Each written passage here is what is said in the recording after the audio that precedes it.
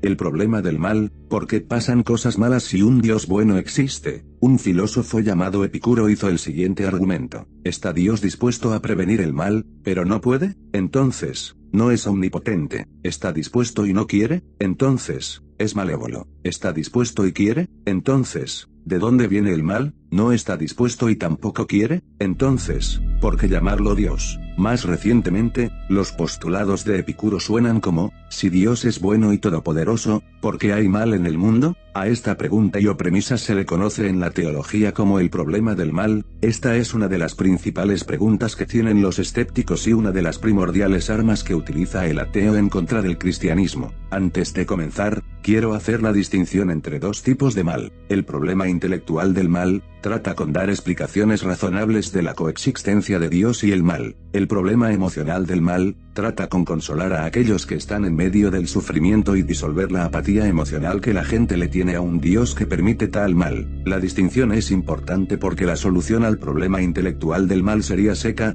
desconsolante e indiferente a alguien que está atravesando por un sufrimiento. De la misma manera, la solución al problema emocional del mal sería considerada superficial y carente para alguien que cuestiona el problema de forma abstracta. El problema intelectual del mal tiene más que ver con filosofía. El problema emocional del mal tiende más hacia la consejería. Ahora bien, en esta entrada estaré tocando solamente el tema del problema intelectual del mal. El problema intelectual del mal. El propósito de este argumento es demostrar que es lógicamente imposible que ambos, Dios y el mal, coexistan. Son lógicamente incompatibles. Si uno existe, el otro no puede existir. El argumento se plasma de la siguiente manera: el mal existe. Dios, que es todopoderoso y omnibenevolente, existe. Pero, un Dios todopoderoso podría crear un mundo sin mal y un Dios omnibenevolente, enteramente bueno, quisiera un mundo sin mal. Por lo tanto, Dios no existe. Aquí las premisas que son aparentemente contradictorias son la 1 y la 2. Interesantemente, tal y como está, las premisas 1 y 2 no son lógicamente consistentes, porque necesariamente son contradictorias. En este punto, el objetor al cristianismo debe proveer razonamiento y prueba demostrando que sí, 1, es cierto, 2,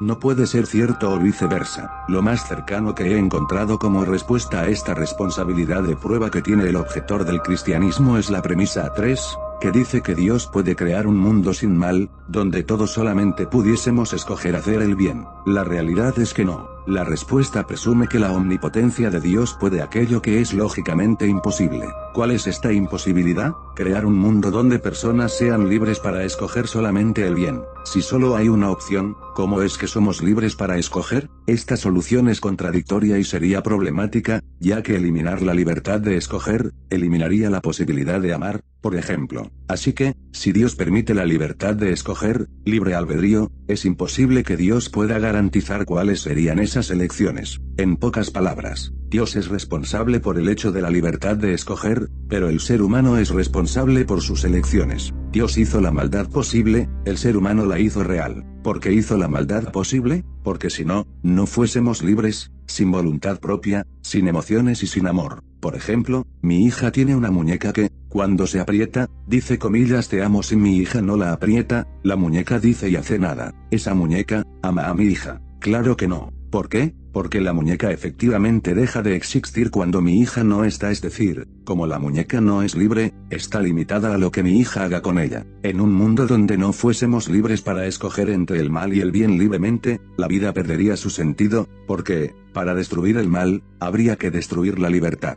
Por lo tanto, destruir el mal sería algo malo. Por supuesto, es lógicamente posible ser libre para escoger el mal, pero siempre escoger el bien. Esto le pasó a Adán, antes de la caída. Jesús vivió su vida así. Sin embargo, el hecho de que sea lógicamente posible no significa que se convierte en una realidad. Nuestra débil capacidad de escoger el bien está vinculada con nuestro pecado. Siempre que se escoge egoístamente hay quienes se afectan, por menos que te importe. Hacer el bien cuesta, a veces más de lo que estamos dispuestos a dar. Por lo tanto, no es lógicamente inconcebible que personas que escogen hacer el mal se encuentren consecuencias de sufrimiento y dolor a otras personas que, tal vez, no tuvieron nada que ver. Dios no es el culpable, somos nosotros. Pero, ¿por qué Dios permite? Porque sería ir en contra de algo que Él mismo estableció, el libre albedrío. Dios no puede negarse a sí mismo. Es por esta razón que Dios no puso la esperanza para enfrentar las consecuencias del mal en seres imperfectos como nosotros. Familiarizado con el dolor y el sufrimiento, Dios puso esta esperanza en su Hijo. Por la victoria de Jesús sobre la muerte y el sufrimiento es que sabemos que el mal no durará para siempre, no importando que uno sienta que no tiene fin. Por último, el problema planteado por Epicuro desaparece cuando contestamos la pregunta clave: entonces, ¿de dónde viene el mal?